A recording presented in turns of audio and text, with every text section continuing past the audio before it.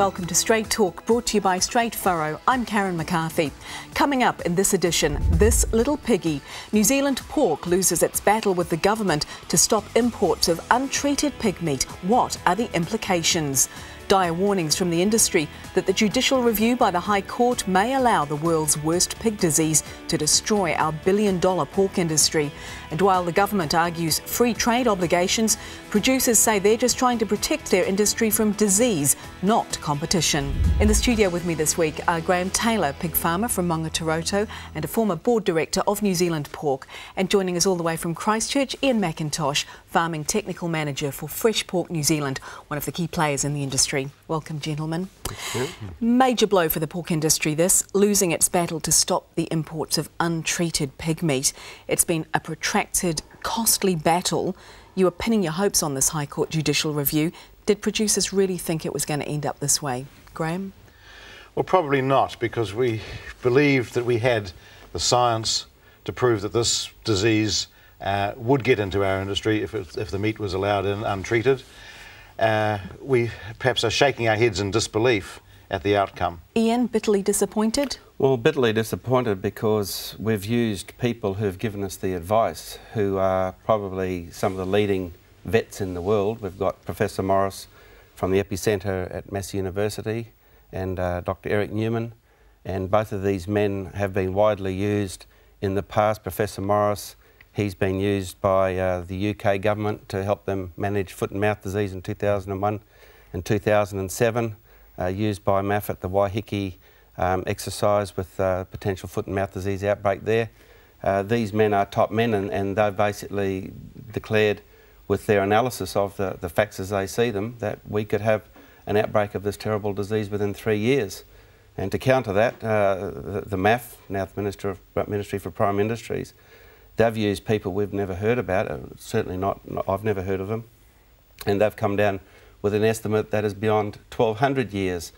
And we fully accept in the middle that there is a vacuum on some of the information that's yet to be collected, but our best people are predicting within 3 years, and people from overseas are predicting within 1,200 years. It's a huge gulf, isn't it? It's a huge gulf, and we tend to believe Professor Morris and Dr. Eric Newman.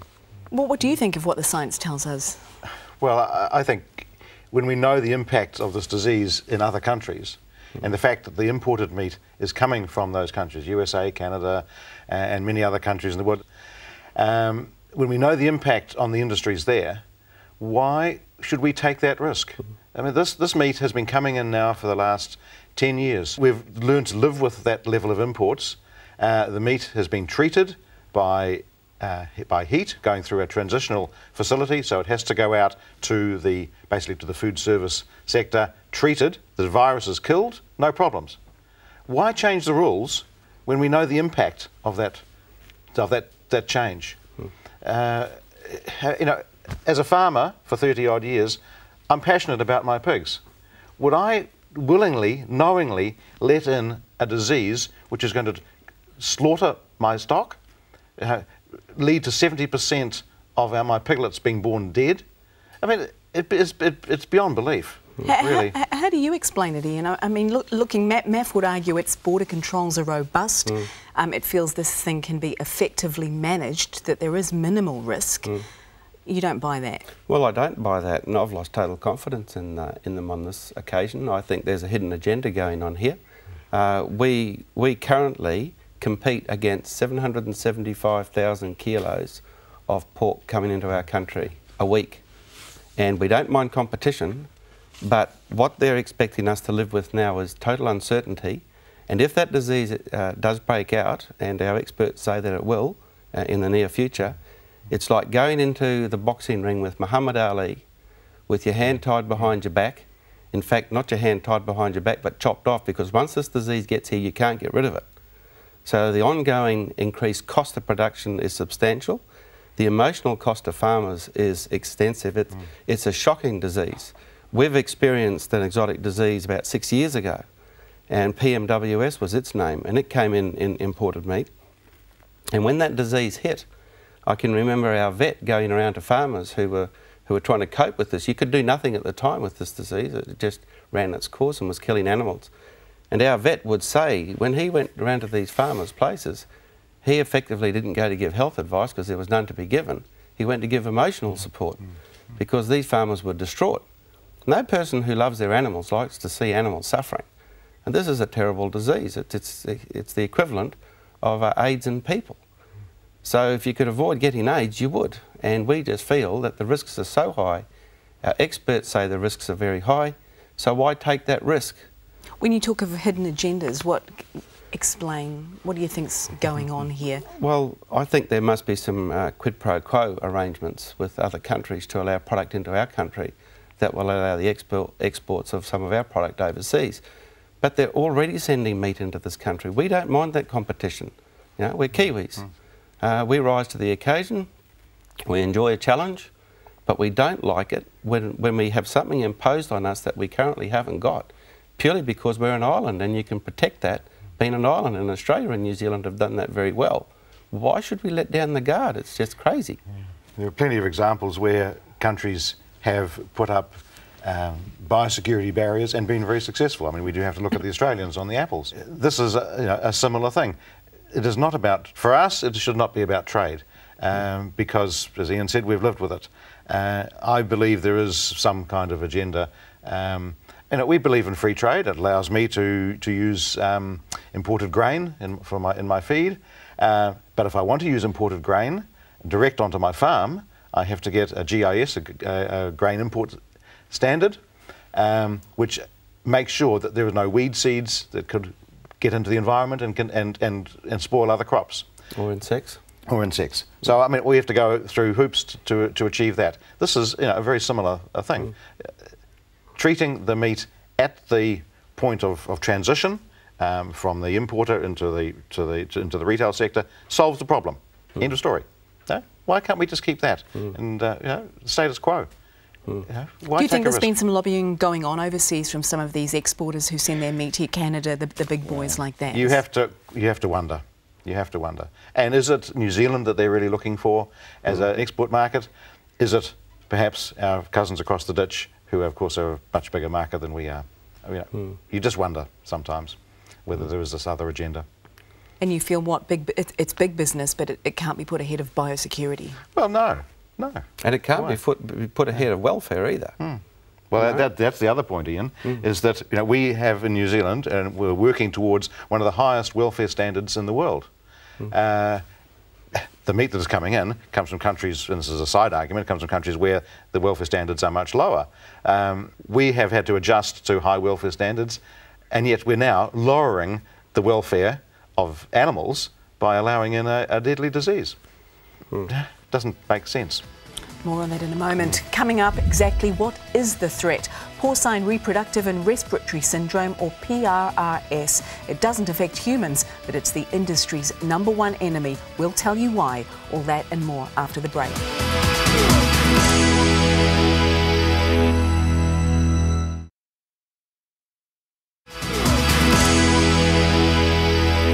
Welcome back to Straight Talk, brought to you by Straight Furrow. I'm Karen McCarthy, back with Graham Taylor and Ian McIntosh. Let's find out more about this disease. Tell us about PRRS. What is it? What does it do to pigs? Why is it considered one of the worst viruses in the world, Ian? Well, Karen, it's a virus to start with. It's very small. But what makes it worse is it's an RNA virus versus DNA virus. And RNA viruses are notorious for changing. They mutate regularly, and when you make a vaccine for a particular virus or bacteria, then it's good if that virus or bacteria doesn't continue to change. When it does, it means you've got to keep remaking vaccines. Hard to keep on top of it. It's hard to keep on top of. Now, the problem we have in New Zealand is that should this disease break out here, we haven't got any abilities in New Zealand to make that vaccine. We've now got to type the virus, send to America or where these vaccines are made, get permission to bring it in, by which time the diseases continue to spread and continue to cause havoc. It travels very, very easily, certainly within 3 kilometres on the wind. There are some research that would indicate it could go even up to 15. It travels on birds. Birds can excrete it for up to 39 days. So ducks, particularly a problem in the South Island where we have a lot of outdoor sows, outdoor production. Has the potential to spread like wildfire. Oh, absolutely, and it happened last time when PMWS hit. The disease broke in the North Island, it was contained there, broke in the South Island, and within a very short period of time from its point source, 6 outdoor farms, one of them the farm I'm based at, got this disease. No reason why the same thing won't happen this time. It's highly infectious, and one of the reasons it's the #1 disease in the world is it travels so easily, very, very hard to control.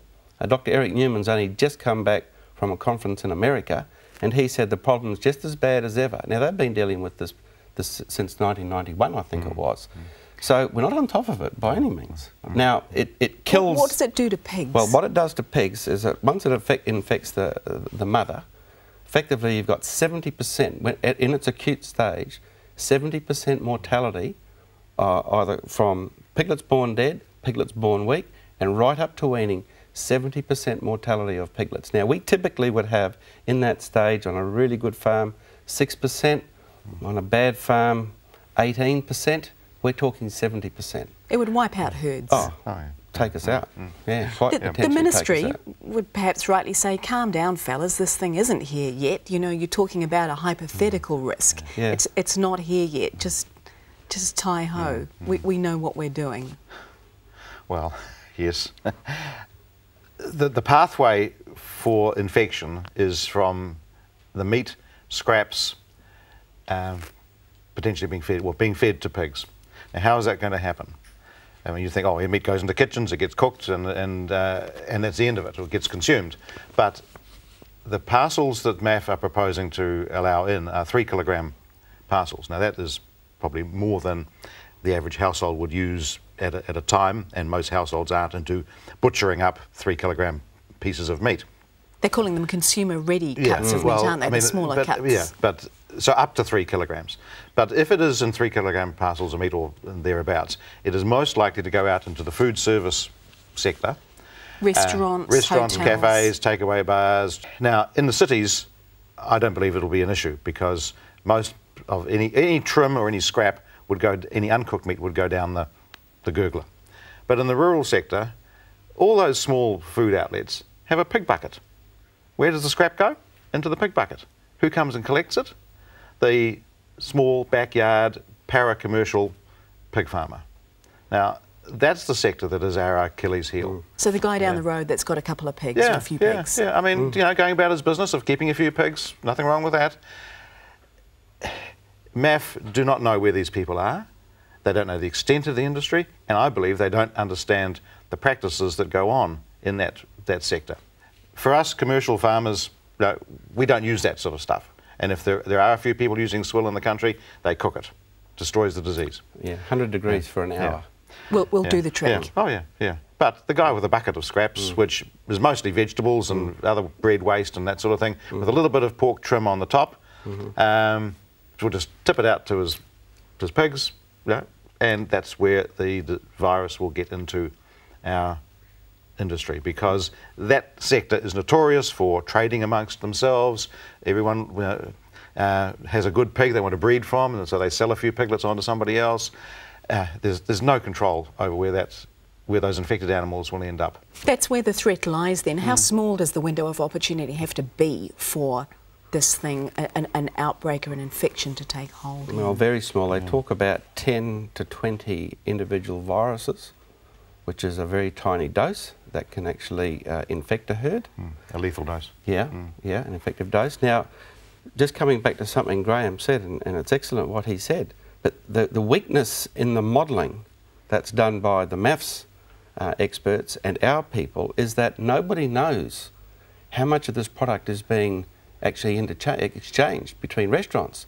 So we're talking into a vacuum here of information, and you have to put your best bet out there and say, well, what do we think is going to happen? Because all these variables affect the outcome, final outcome, whether it's 3 years or whether it's 1,200 years. The MAF's own modelling says that that figure could be 52 years to 6,000 years, and they come up with a figure of 1,200. Well, that's a huge variation, and they're playing with our livelihoods here. They don't know right now. It's simply the information isn't there to give us the confidence that MAF knows what they're talking about. Our people are far more qualified to do that, and they're raising this risk. And MAF, I know, is talking about border control, that it believes there are robust controls at the border. What you're telling me is the risk, the threat lies within our borders. Absolutely. Yes, exactly, yeah. And that's why we're jumping up in arms now. While we haven't got it, we need to do everything possible to stop it getting here. It currently comes in right now in the meat. As Graham said, we treat the meat, so it's no longer infectious. They're now wanting to allow that meat to go into supermarkets, restaurants, etc., in a form that is fresh. No one disputes the fact that the virus is there. The dispute is over how easily it will get from the restaurant or the supermarket to a pig. So why would you let a disease beyond the borders that is potentially so debilitating? What else can you do? You guys have, there's been an expert working panel, you've made submissions, you went to judicial review. Where is there left to go on this now? Well, I mean, the industry's spent a huge amount of money, industry money, pig farmers' money on this. I mean, we've been dealing with it for probably nearly 10 years, and you end up feeling you've got nowhere. Do we spend more money fighting a bureaucracy, a monolithic bureaucracy, and banging our heads against the wall, and then still achieving nothing? Yesterday on television I saw a program about the oyster industry faced with a herpes virus. Very, very similar. It's wiping out their oyster stocks. MAF have stepped in and offered them, I think it's nearly $500,000 worth of scientific research. I mean, what will happen with our industry? Will we just fade away without any assistance? You know, we've battled MAF. Are they going to now turn around and say, oh, we'll give you some money to support you if this disease comes in? We haven't seen that yet. And you talked about the expert working group. Well, Steve Glass, our managing director, was on that expert working group. And I talked to him last night because he was going to try and be here and couldn't. And he said to me that having worked through in that expert working group with, he was called in as an expert on what could happen to the disbursement of that meat and how much meat would be coming into the country, etc. He said at the end of it, they just felt they weren't listened to one bit. It was almost like MAF was going through the motions just to be seen to have done the right thing. But he was adamant that he didn't feel that they were listened to at all. Thanks, gentlemen. After the break, more from our guests on that topic, and tougher animal welfare regulations on the way in the European Union. What will this do to pig numbers and the price of pork overseas? Stay with us.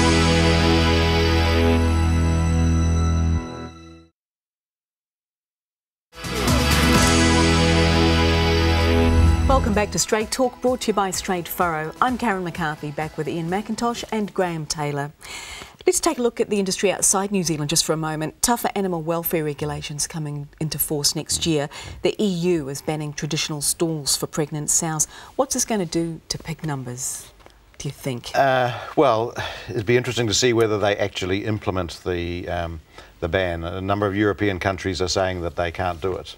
It's too costly. And it's too costly, they'll defy the regulations.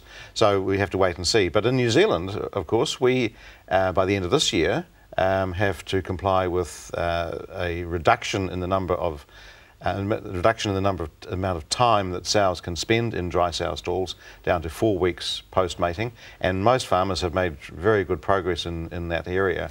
By the end of 2015, we have to have no stalls at all post-mating.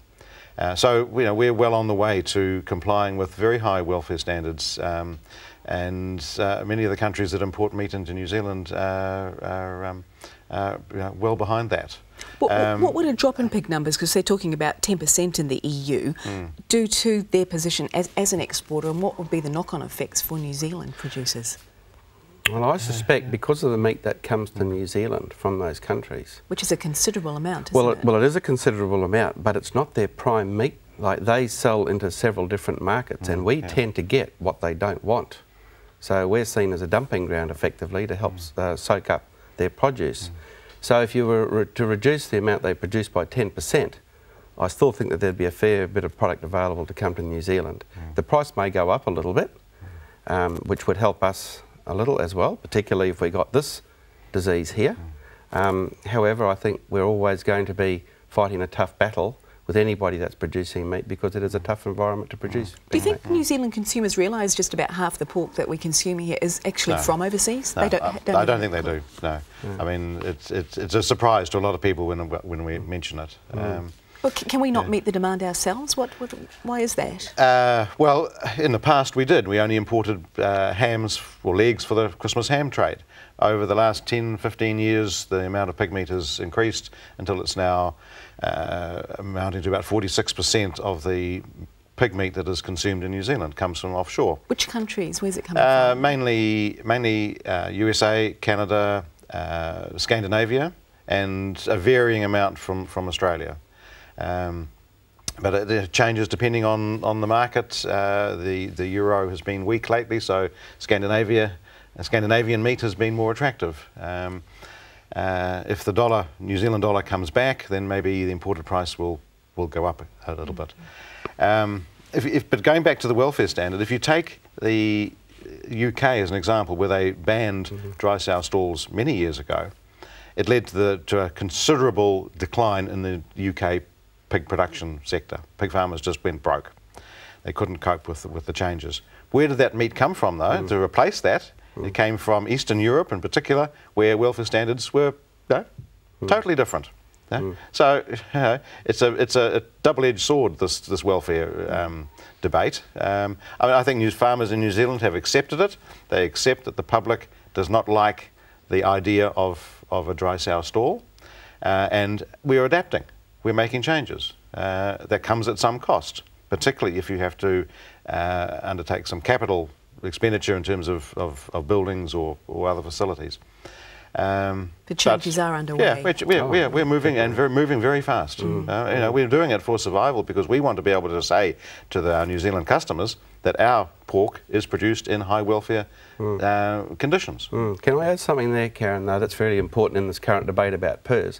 In the South Island, where some farmers have actually gone from indoors to outdoors, but the minute you go to an outdoor environment, you increase your chances of contracting an exotic disease by a huge amount.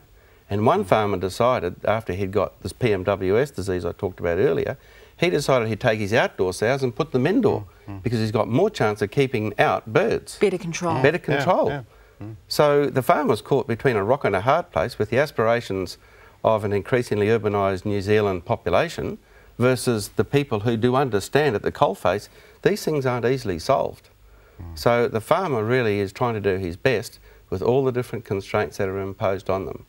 And this new threat is extremely serious for us. Putting the boot in when you're down, isn't it? Absolutely. Listen, just back to PRRS, I guess everybody's worst fear when you talk pigs, when you talk livestock infection is foot and mouth, phenomenally infectious, can hit all food-producing livestock. Will the relaxing of raw meat imports make that dreaded disease any greater a risk, Ian? Well, the people I've talked to say probably not, but I would say I'd go and ask Professor Morris, because he's the person that the New Zealand government has consulted in the past about the risks of foot and mouth disease in New Zealand. And he's the very person we're using to discuss the threat of PRRS. So if you want to now go and get an up-to-date answer to that question in relation to the importation of these 3 kilo chunks of meat, I'd be asking Professor Morris, the one we trust.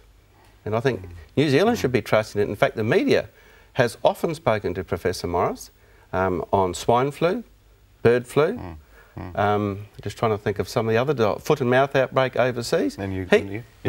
In the UK. He's the man that's actually in these studios telling the story from an informed position. So why has the ministry gone overseas to consult in this, case? That man is one of our premier vets. He's recently retired. And young Eric Newman's come along and is working in that field. Now, these men are from our top veterinary college in New Zealand. We are highly respected people in New Zealand. We've produced men like this, we've got men like this, they're both imports actually, and they're top people. We just can't understand why their viewpoint has been rejected. Last word on this, is this a gamble you as an industry, we as a country can afford to take? I don't think so. No. There's an emotional, it's going to be a huge emotional cost on people, a huge welfare cost on the pig, and there's going to be a cost to the producer, and no doubt if they cannot withstand the competition that comes from overseas with these increased costs, then more and more farmers will go out and New Zealanders will have less and less New Zealand produced pork to consume. PERS is coming, it's just a matter of time. Well, unless we can, unless somehow we can go to appeal, and I don't know what the decision on that's been.